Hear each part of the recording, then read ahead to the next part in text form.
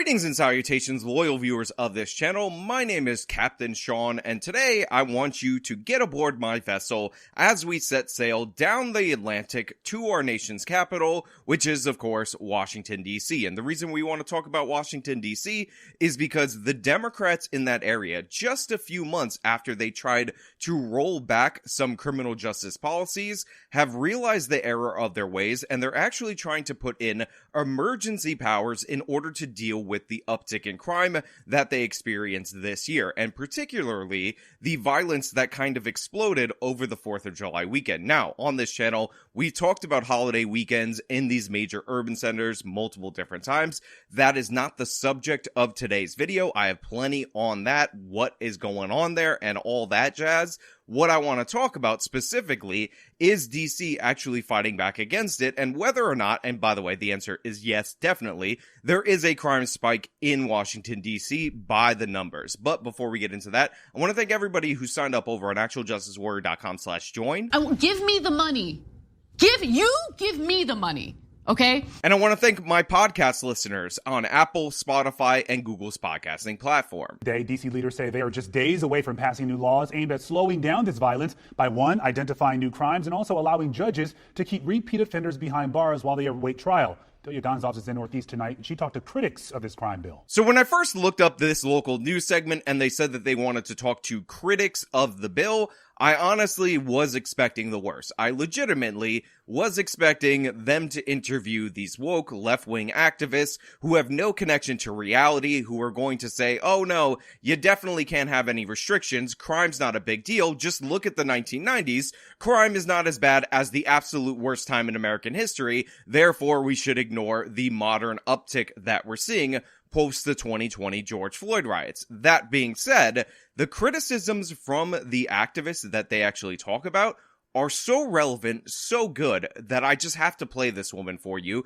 because I'm right there with her. We are in a state of emergency right now. According to D.C. police, a 33% increase in crime and 129 lives lost 7 months into the year. Now, crime bills introduced by Councilmember Brooke Pinto are poised to pass an emergency legislation. But critics say it only became an emergency when it impacted those west of the river. This violence at first was just contained in two areas, Ward 8 and Ward 7. Now there's a trickle-down effect. Now it's spilling over in other wards. Then it becomes an issue.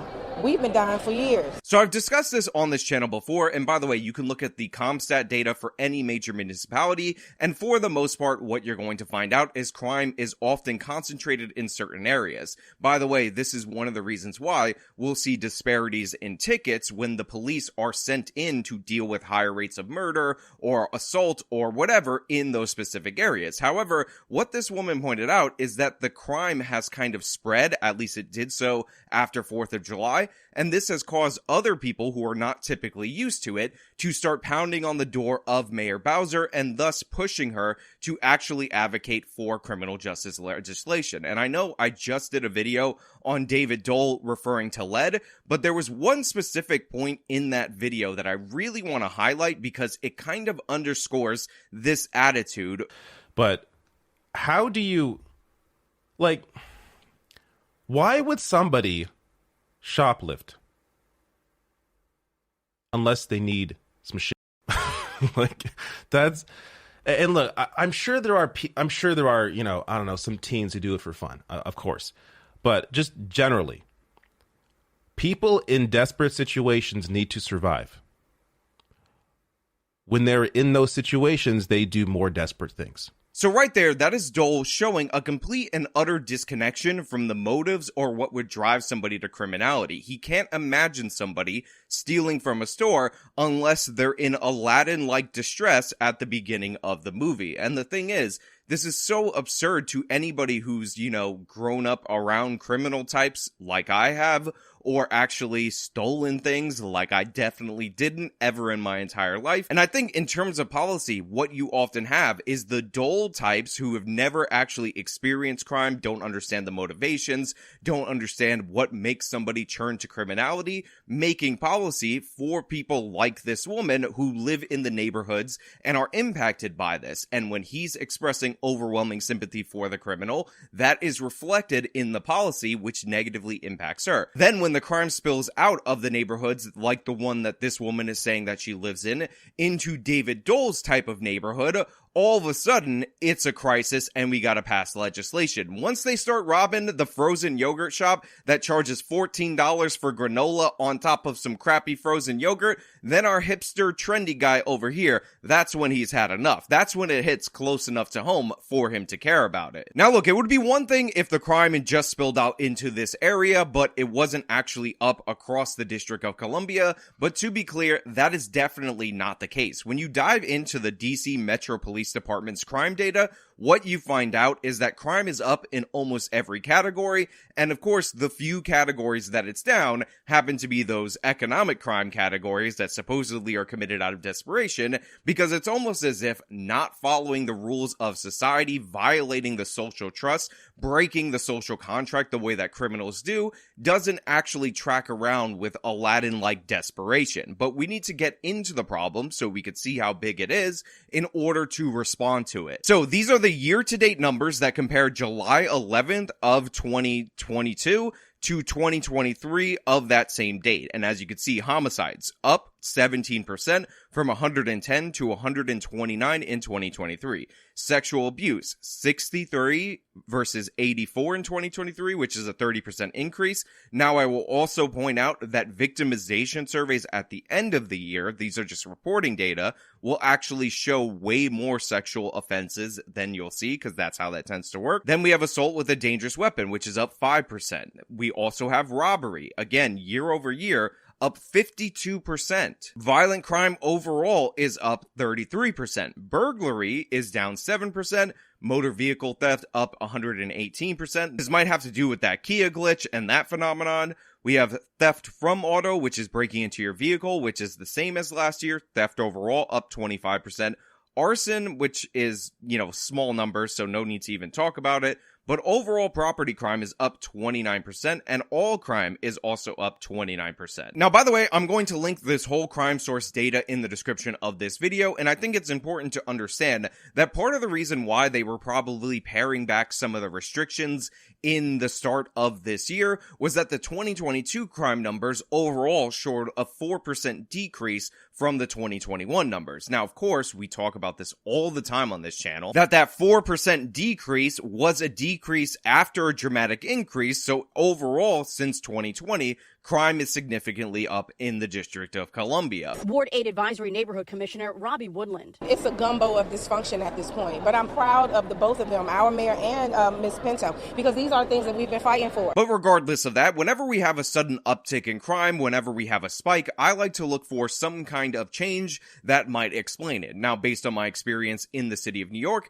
I would look at bail reform as a potential culprit, but the thing is, the District of Columbia actually had a version of bail reform that dates all the way back to the 1990s. Now, it's not as broad and or as stupid as the bail reform that was instituted in New York State at the statewide level in order for Andrew Cuomo to secure his potential 2020 presidential run that never ended up materializing, but they did have that law already, and we saw crime decreases post the implementation of that law. However, that's not really the whole story. There's two key factors that I think explain what is going on in terms of Washington, D.C., and the first, of course, is at the prosecutorial level. Now, I don't think that they have one of these Alvin Bragg type district attorneys that gets funded through a bunch of different groups that ultimately end up receiving funding from George Soros, that get backed by Sean King and his Real Justice PAC. By the way, again, just look at the district attorneys on those websites, go over to see if you have one, and vote against them each and every year because they're disasters. But their district attorney is actually downgrading charges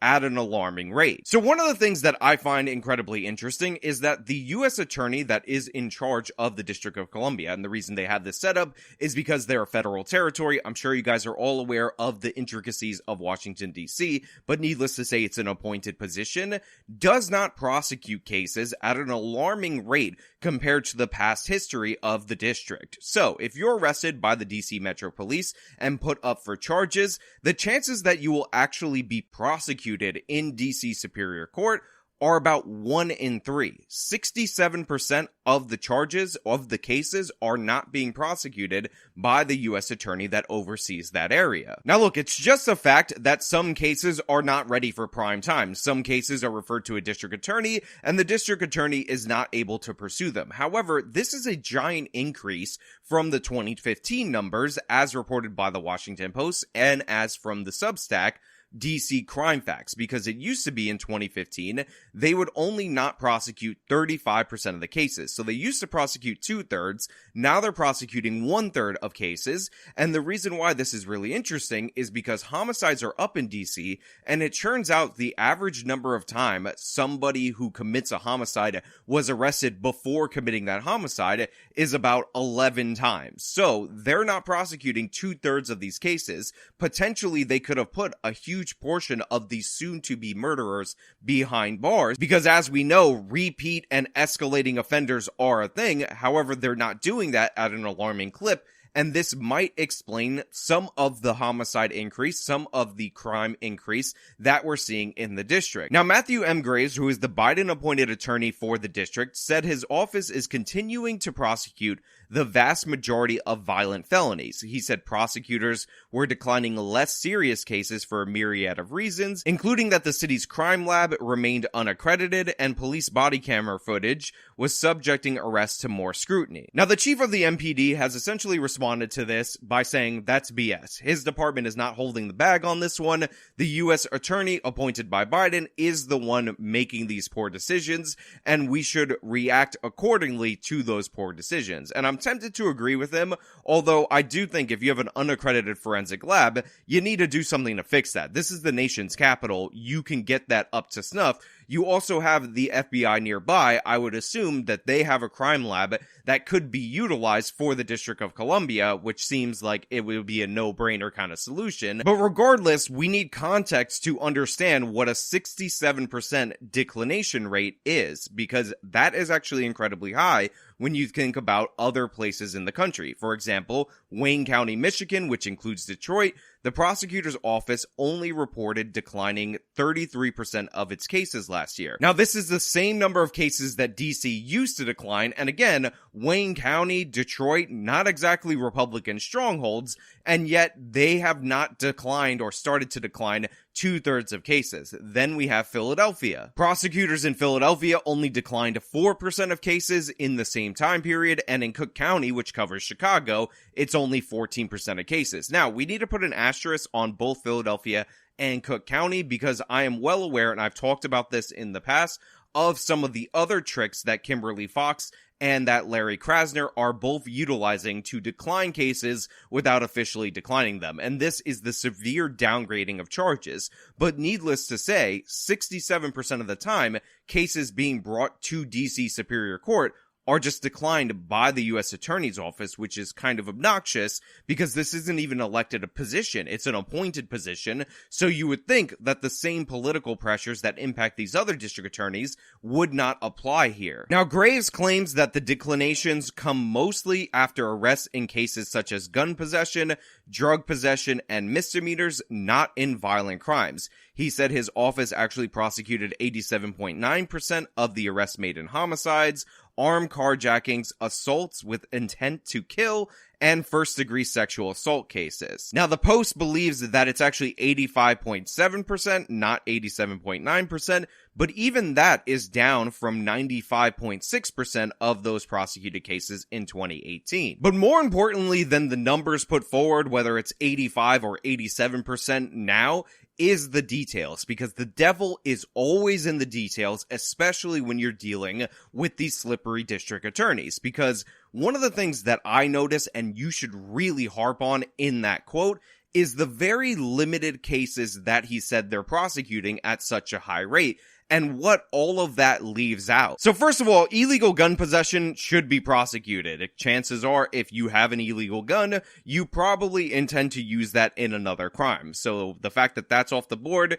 makes no sense. But what he said his office does prosecute are the arrests made in homicides. That's a no-brainer. In armed carjackings, which is very, very specific, meaning that they're not really prosecuting unarmed carjackings, assault with the intent to kill, again, leaving out regular assaults, regular batteries, very crucial information, and first-degree sexual assault cases, which, of course, because he's emphasizing first-degree sexual assault, leads me to believe that they're not prosecuting other sexual assault cases. And by the way, I'm not speaking hypothetically or theoretically or metaphorically when it comes to these quotes. There's actually a lot of substance to back up what I just told you about the narrow classification of these categories. I was watching a Young Turks video of all places, and Ana Kasparian brought up an absolutely devastating point on how the District of Columbia is classifying crimes. A lot of the misdemeanors shouldn't be misdemeanors. So now they're violent crimes. Because they're violent crimes. Like strangulation. Exactly. Strangulation is a violent act. You're putting your hands on someone, you're putting your hands around someone's neck. Look, that's what they did in California, right? So when there was a ballot initiative in order to, make some or push for reforms in regard to nonviolent crimes, I voted in favor of that. But then they decided to reclassify all sorts of violent crimes, including human trafficking, including strangulation and domestic violence, as nonviolent crimes. Yeah, it makes no sense. Insane. Think about what Anna just said there. The District of Columbia is classifying strangulations of all things as nonviolent misdemeanors. Remember what this guy said about how they prosecute assault with intent to kill?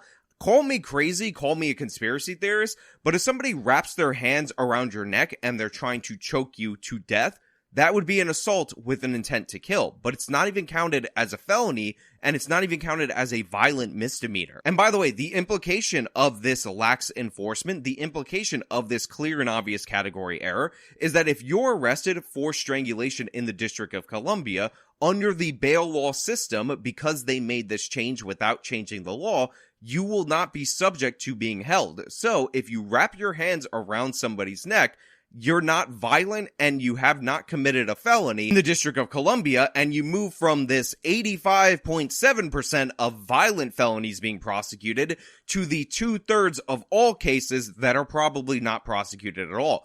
And remember what I said about homicides, 11 arrests on average before that person actually commits the homicide. You think an indicator that maybe you would kill somebody in the future is trying to strangle somebody in the present? You think that past behavior might predict a future outcome that you want to address? Well, DC doesn't, and they try to play around with the numbers in order to obfuscate the fact that obviously this is a terrible mistake. And by the way, it's not just that. For some reason in the District of Columbia, taking out a firearm and just firing it in the district is something that's not going to get prosecuted. It's not going to get charged seriously, and you won't even be held for that. And remember, the district attorney says they're not prosecuting gun possession. So if you have gun possession and then you're firing that weapon in the District of Columbia, you're not being charged for either of those. Do you think having an illegal gun and then firing that illegal gun in the District of Columbia would be something that potentially would indicate that you might shoot somebody in the future in the District of Columbia? The series of crime bills would make discharging a gun a felony, gives judges the ability to detain people accused of violent crimes while they await trial, okays police pursuits to protect public safety, and making sure that if somebody has an ankle monitor, for example, and is out on pretrial, that if they go out and commit another crime, that location information is admissible in court. Now, the DC bill, which passed 12-1, thankfully, as of the time of me recording this video, it has not yet been signed, seeks to address some of the problems with the pretrial release, with the uptick in youth offenders, and with the misclassification of serious crimes that definitely should be prosecuted to the level of their seriousness. Now, Councilmember Brooke Pinto, who sponsored the changes, told the council that 30 of the suspects or victims of murders in DC last year were out of jail awaiting trial, which is one of the reasons why they want to expand the ability to hold these people pre-trial, because it's not just the killers that are being rearrested, but a lot of the victims end up getting murdered or something horrible happens to them based on the fact that you're not holding them, because when they're committing violent crimes, they're often in violent circles, so the chances of them being victimized are also incredibly high. If you have a propensity to reoffend, I think judges should be able to have judgment, it's kind of in the name, and assess these people and hold them. So you just want to give it to the judgment of the judges?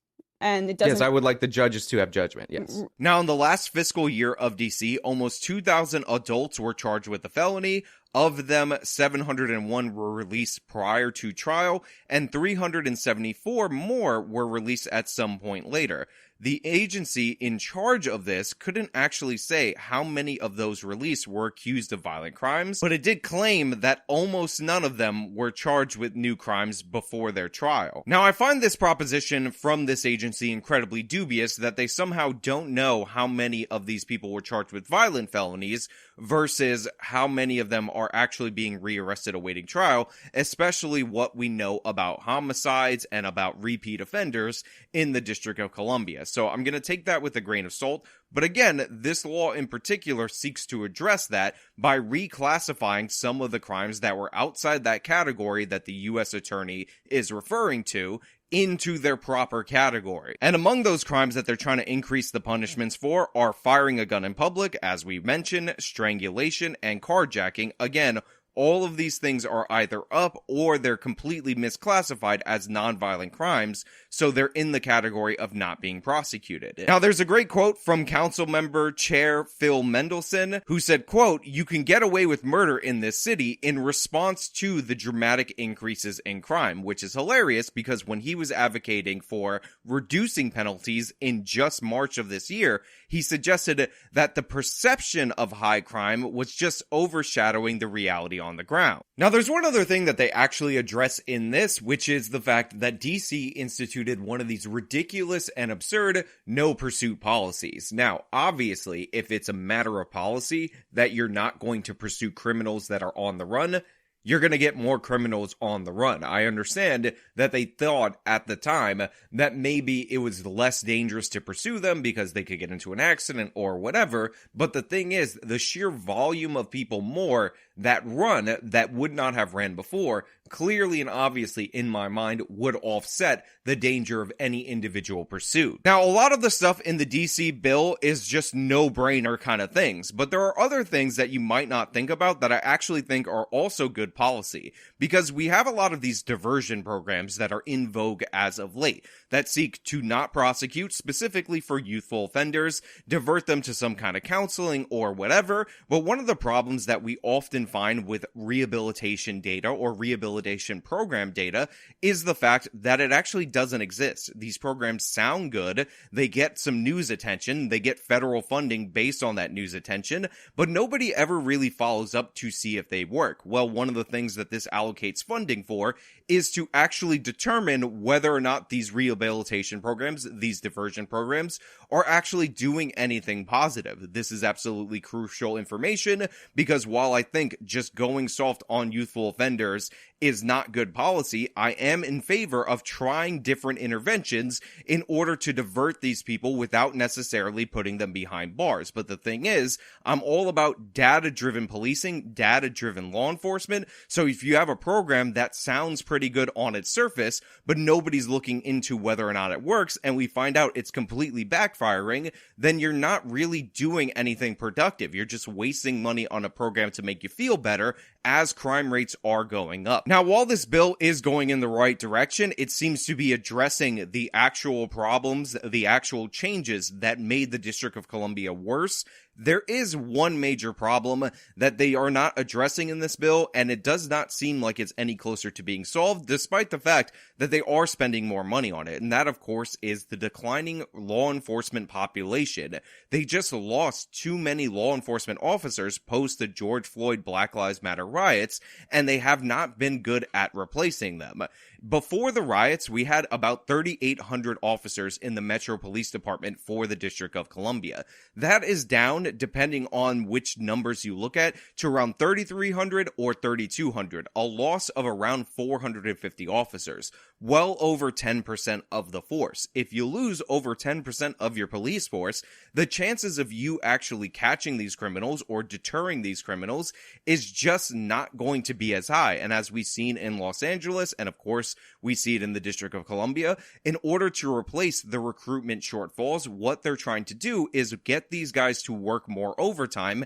And in reality, when you're working overtime, you get diminishing returns. You're less productive. So the chances of a police encounter going bad with elevated crime, more stress, and more tired officers go up exponentially. So we're one little incident away from this all being rolled back due to a police officer making a critical error or even doing something improper based on the circumstances that have been put forward based on the fact that they have an officer shortage. Now, I've said this before and I'll say it again. The officers that are retiring are often the most seasoned investigators, your skilled positions, people that you can't replace so easily. So the fact that they're retiring disproportionately at once means even if you were supplementing with new recruits, they just won't have the talent level that was previously there. However, even with them offering $25,000 bonuses, raising the salary, doubling for 1 year the budget they're spending on recruitment, they're still hitting about a third of their target that they're looking for each and every recruiting class,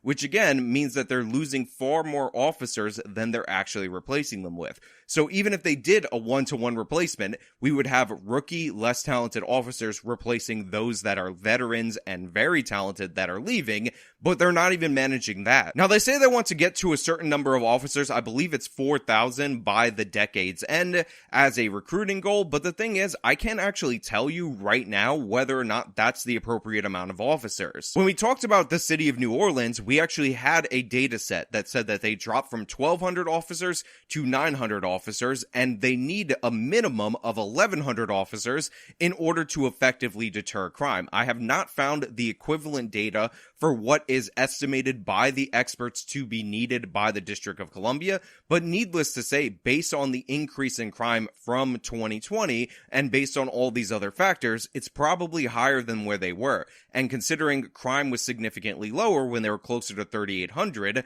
I don't think 4,000 officers is outside the realm of possibility for what they might need in order to control crime. But Woodland says the real flaw in the crime bill, not fixing the system to monitor repeat offenders, including making sure those ankle monitors have batteries. Oh, it's greatly contributing to our crime problem. The majority of the kids that's committing crimes right now have already been CFSA involved. They are already committed through CSOSA, and the majority of them already have ankle monitors, and none of them are working. Now, look, while I am optimistic about this bill, I'm optimistic about the shifting in attitude. The fact of the matter is that bill not addressing the ankle monitor situation when they put these young people through these diversionary programs, and a bunch of these don't even have batteries. They're not using the GPS data to track them. They're not using it to even convict them or charge them with other crimes when they violate the conditions of their probation or parole. Doesn't seem like it's a good fix, but it's a step in the right direction, and we have to give credit to people for moving closer towards our position. And it seems like these Democrats, these are the same people who painted Black Lives Matter in big bold letters on the streets of DC, are moving in that direction. They're responding to political pressure, and hopefully they turn this around. I don't want to go back to the 1990s. I fear we're on that trajectory, and a lot of places in this country, including Philadelphia, recently I heard Kansas City, Minneapolis, are already at 1990s levels, peak homicide levels, which to me is a disgusting repudiation of what we know works historically and a complete and utter failure of the system that we're currently under. But make no mistake about it, DC is trying to make some kind of change in order to fight back against it. But the basics, like monitoring the people that you have ankle monitors on, need to also be included. The mayor and police chief saying the crime bill will slow down our surge in violent crime, pushing back on reports that the council chairman said, quote, "You can get away with murder in D.C. because police are not solving enough homicides." You can't get away with murder here. We will catch you. In 2022, only 35% of homicides were closed via arrest that same year. Now look, those are my thoughts on this issue. Those are my thoughts on this subject matter. But as always, I want to know what you guys think. Leave a comment in the comment thing, and I promise I will read every single one of them, at least to the point where I get sick of reading them and I want to throw up. If you like this video, then show me by leaving a like. Subscribe for more content. Follow me on all my social medias. Support me via the support links in the description of this video. This has been me talking about DC pushing back against crime, finally. Till next time.